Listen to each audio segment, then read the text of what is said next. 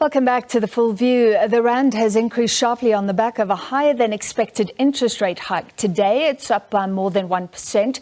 The Reserve Bank raised the benchmark interest rate by 50 basis points to 7.75% today, when only a 25 basis points hike was generally expected. Some had predicted the 50%. Overall, this takes the prime lending rate affecting consumers with home loans or car loans all the way to 11.25%. Interest rates have gone up by more than 4 percentage points since they started rising a year and a half ago. This in response to higher prices that we've been looking at tonight, higher inflation. And Bongiwe was showing you food inflation, just some examples.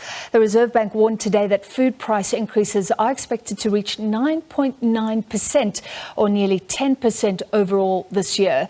To discuss further, we're joined by SABC News Economics Reporter Sefako-Musi. Great to have you with us in studio. So 9 consecutive increases, more pain for consumers.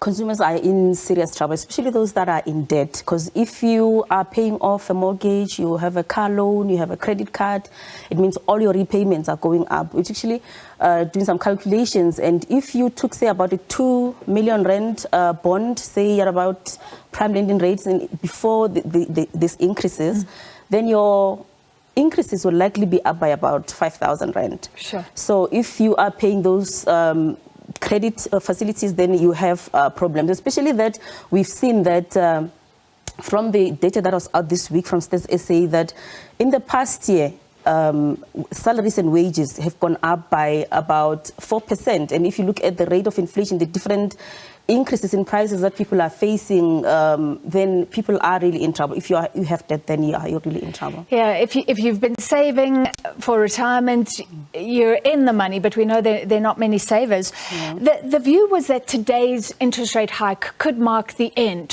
finally the end of the interest rate hiking cycle. But with the Reserve Bank governor talking about risks here, there and everywhere, I guess that's not guaranteed.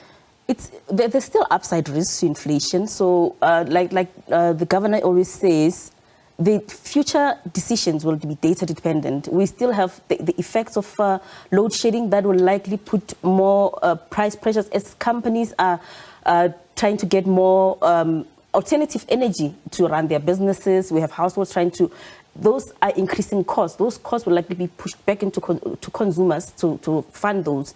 And we still have food price pressures. So it's not for sure that we've seen the last of rate hikes. So economists are actually advising consumers to rather pay off your debt if you can, or stay away from taking more debt. But then consumers are taking on more debt to try and supplement their incomes as they're feeling the pressure. So it's difficult times ahead. It's very hard to try and survive. We've spoken about consumers using credit cards just to buy groceries. The Reserve Bank, I think, has been more explicit over the years that it does look at the rand as well.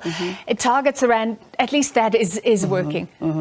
Yes, we've seen immediately after the announcement by the governor of the Reserve Bank, we've seen the rand strengthening, and that will likely help South Africans in the sense that, as we buy imports into the country, we pay with dollars. So if the rand is stronger, it could mean that then we'll see inflation going down in terms of us buying things like oil with dollars.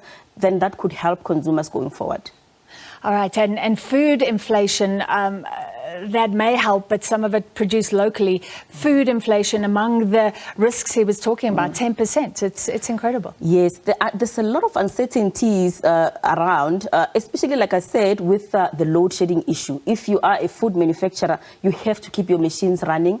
You have to, keep things going. Refrigerators, you have to then put in place those alternative energy sources, and that's going to cost you money. And you still have high fuel prices as well to transport those goods to the markets. So we're likely to see inflation still being a problem going forward.